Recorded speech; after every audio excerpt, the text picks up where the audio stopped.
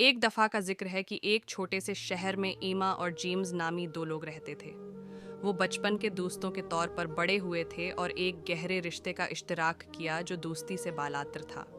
جیسے ہی وہ اپنے نوعمری میں داخل ہوئے، ایک دوسرے کے لیے ان کے جذبات بدلنے لگے اور وہ محبت میں گرفتار ہو گئے۔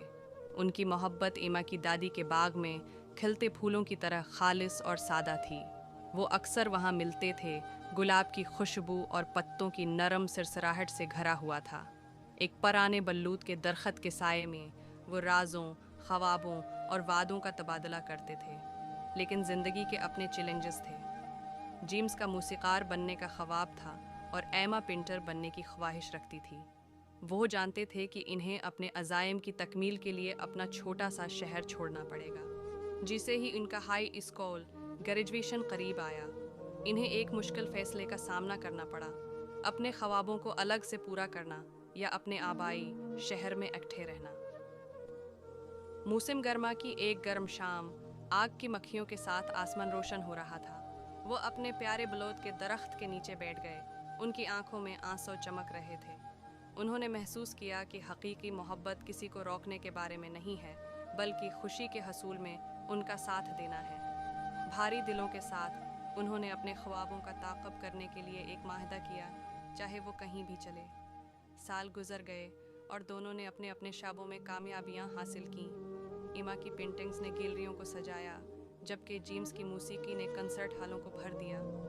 جسمانی دوری کے باوجود ان کی محبت ٹل رہی۔ انہوں نے خطوط کا تبادلہ کیا اور جب بھی ممکن ہوا ایک دوسرے کو فون کیا۔ سردیوں کی ایک رات ایما کے لیے ایک حیرت کا انتظار تھا۔ جیمز، جو اب ایک مشہور موسیقار ہیں، نے فروخت ہونے والے کنسرٹ کے دوران اس کے لیے ایک گانا وقف کیا۔ دھن میں ان کی لازوال محبت اور ایک دوسرے کے لیے دی گئی قربانیوں کا ذکر تھا۔ سامعین میں بیٹھی ایما کے آنسو چھلک پڑے۔ ان کی محبت کی کہانی پورے دائرے میں آنچ کی تھی۔ انہوں نے اپنے خوابوں کا تعاقب کیا تھا اور عظمت حاصل کی تھی، لیکن ان کے دل کبھی اپنے آبائی شہر میں اس پرانے بلوط کے درخت سے دور نہیں بھٹکے۔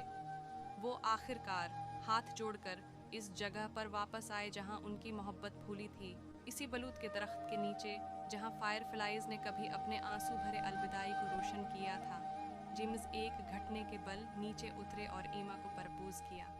خوشی کے آنسوؤں کے ساتھ اس نے ہاں کہا اور انہوں نے اپنی باقی زندگی ساتھ گزارنے کا وعدہ کیا، یہ جانتے ہوئے کہ ان کی محبت نے ہر طوفان کا مقابلہ کیا ہے اور وقت کی کسوٹی پر کھڑا ہے۔ اور اس طرح ایما اور جیمز بچپن کے دوست روح کے ساتھی بن گئے، اپنی محبت کی کہانی کو جاری رکھا، ایک ساتھ خوبصورت پینٹنگز اور موسیقی تخلیق کرتے ہوئے پرانے بلوط کے درخت۔ محترم ناظرین، اگر آپ کو ہماری یہ اسٹوری پسند آئی ہو تو ہمارے چینل کو سبسکرائب کریں۔ جزاک اللہ۔